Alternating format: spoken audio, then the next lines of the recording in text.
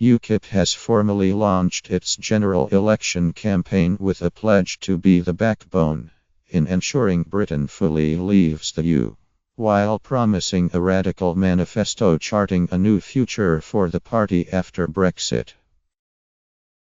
At the launch in London, the party leader, Paul Nuttall, said he would announce on Saturday where he would stand for Parliament, and said the party would have candidates in the vast majority of the country.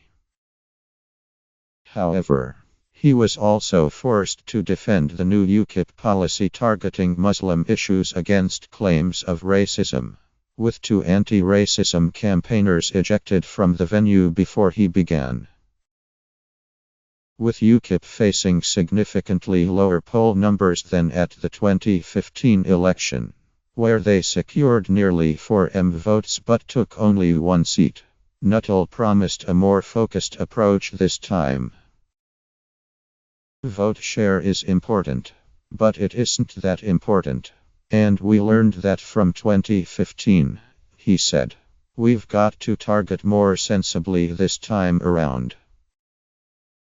Nuttall said the polls would rise, and dismissed as utter baloney a report that the party might only stand in about 100 seats, saying it would step aside in tens of seats where firmly pro-Brexit Conservatives were standing. There's a 6-week campaign ahead. Let's just see what happens at the time, he said of the polls. Nuttall has experienced an occasionally tough time since taking over from Nigel Farage as leader, failing to win the Stoke Central by-election in February. Dismissing the snap election as cynical, it is about the protection of the Conservative Party, and not the good of this country. He insisted Ukip still had a role amid polls showing many voters leaving them for the do.As. Ukip goes into this snap election determined to hold the government's feet to the fire on Brexit, he argued. We will act as the government's backbone in these negotiations. If voters elect a Ukip MP, they can be sure it will be as true Brexiteer. Answering questions after the speech, Nuttall said he would not resign if Ukip failed to win any seats. Would I resign? I don't think I would, because I think Ukip has a fantastic future ahead.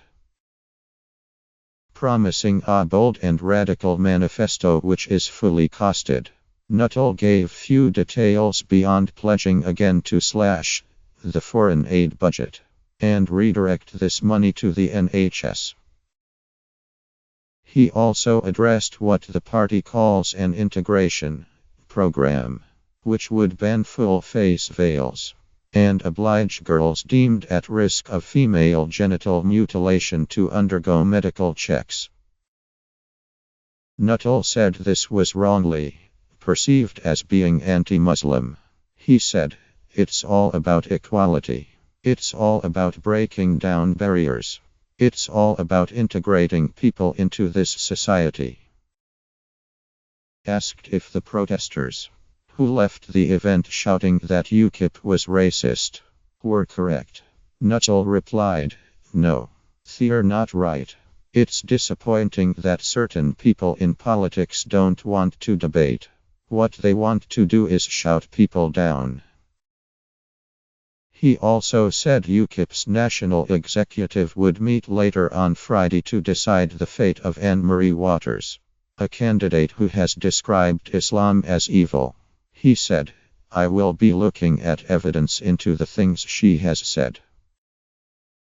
Nuttall said it was vital for Ukip to forge new policies, especially those not proposed by other parties.